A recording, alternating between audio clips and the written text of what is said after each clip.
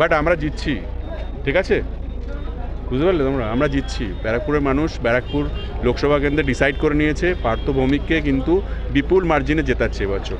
এবার আর রক্ত, খুন খারাপি, হোলি, হ্যাঁ, দাঙ্গাবাজি এসব চলবে না। আজকে প্রথম হয়ে গেল, শেষ। কিন্তু সকালবেলা থেকে এই তৃণমূলের বুথ সভাপতির মাথা ফাটিয়েছে। হ্যাঁ, ওরা তো মারামারি করবে বলেই এসছে, বলে কমিশন কাছে যাবে এবং তারপরে দেখবে ইলেকশনের পরে ওরা একটা নতুন পলিসি করবে যে কি পোস্টপোল ভায়োলেন্স বলে কিছু লোকজনকে ধরার চেষ্টা করবে এবং 26 অবধি সেটা চালাবে। ব্যারাকপুরের মানুষের কাছে আমার বন্ধু বিধায়ক রাজ চক্রবর্তী আছে, আমার নির্বাচন কমিটির চেয়ারম্যান ব্যারাকপুরের চেয়ারম্যান উত্তম দাস আছে, মানুষের কাছে যাচ্ছে, মানুষের কাছে আশীর্বাদ চাই, গুন্ডা রাজ নয়, শান্তি চাই। কেন্দ্রীয় বাহিনী ব্যর্থ, এটা প্রমাণ হয়ে গেল। কেন্দ্রীয় বাহিনী বিজেপির হয়ে কাজ করছে, এটা প্রমাণিত। রাজ্যপালকে তো নির্বাচন কমিশন উত্তরবঙ্গ যেতে দেয়নি, অনুমতিই দেয়নি। এরপরেও রাজ্যপালের লজ্জা না থাকলে কি বলবো।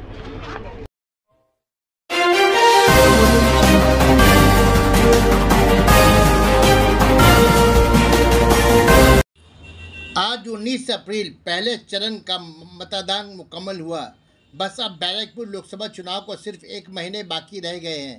जैसे जैसे चुनाव दिन करीब आ रहा है, सियासी जमातों की सरगर्मियां तेज होती जा रही है। बैरकपुर लोकसभा चुनाव के तृणमूल उम्मीदवार पार्थ भौमिक की हिमायत में बैरकपुर वार्ड नंबर 1 से महाचुनावी रैली निकाली गई, जो चिड़िया मोड़ पर आकर ख़त्म हुई। जीतेगा भाई जीतेगा, पार्थ भौमिक जीतेगा का नारा गूंज उठा। इस चुनावी रैली में बैरकपुर विधायक राज चक्रवर्ती, चेयरमैन उत्तम दास, वाइस चेयरमैन सुप्रभात घोष, सियासी नौशाद आलम और भारी तादाद में तृणमूल कर्मी शरीक रहे।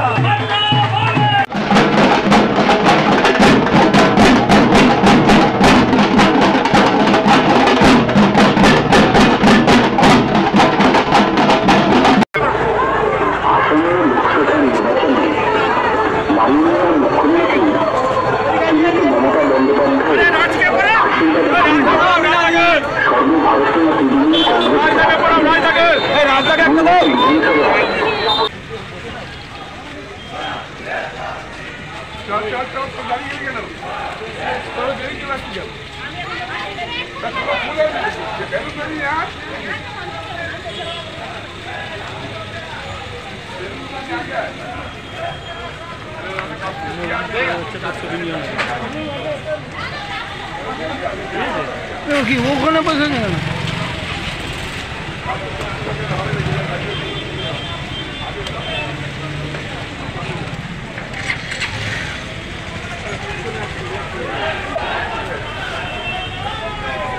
বোঝানোর জন্য সেলফি মারছে।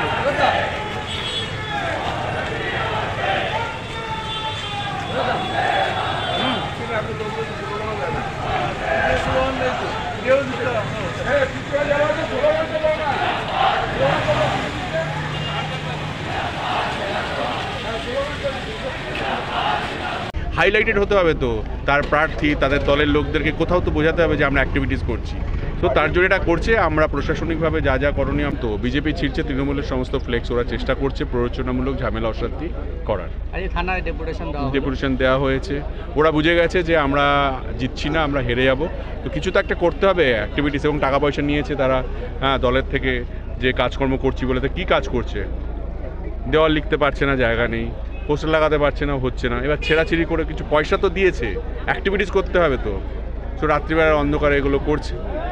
আমরা তারপরে ঠিক আছে, বাট আমরা জিতছি, ঠিক আছে, বুঝতে পারলে তোমরা? আমরা জিতছি। ব্যারাকপুরের মানুষ ব্যারাকপুর লোকসভা কেন্দ্রে ডিসাইড করে নিয়েছে পার্থ ভৌমিককে কিন্তু বিপুল মার্জিনে জেতাচ্ছে এবছর।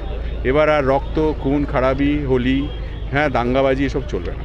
হয়ে এবারে আজকে প্রথম হয়ে গেল, হলো শেষ। ওয়েস্ট বেঙ্গলে, কিন্তু সকালবেলা থেকে এই তৃণমূলের বুথ সভাপতির মাথা ফাটিয়েছে এরকম। হ্যাঁ, ওরা তো মারামারি করবে বলেই এসছে, বলে কমিশন কাছে যাবে এবং তারপরে দেখবে ইলেকশনের পরে ওরা একটা নতুন পলিসি করবে যে কি পোস্টপোল ভায়োলেন্স বলে কিছু লোকজনকে ধরার চেষ্টা করবে এবং 26 অবধি সেটা চালাবে।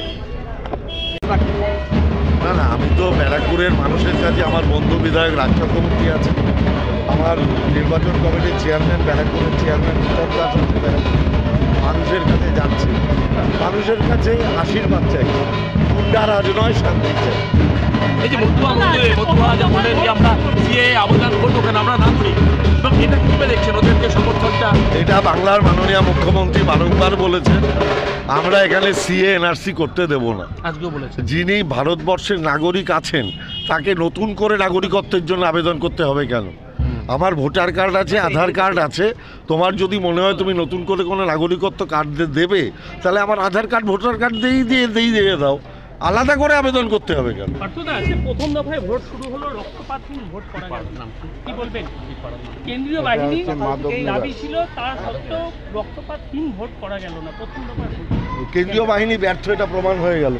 কেন্দ্রীয় বাহিনী বিজেপির হয়ে কাজ করছে, এটা প্রমাণিত। রাজ্যপাল ফেসবুক খুলছে কি মানে পাশাপাশি কোনো প্যারালাল গভর্নমেন্ট চালানোর চেষ্টা চলছে? রাজ্যপালকে তো নির্বাচন কমিশন উত্তরবঙ্গ যেতে দেয়নি, অনুমতিই দেয়নি। এরপরেও রাজ্যপালের লজ্জা না থাকলে কি বলবো?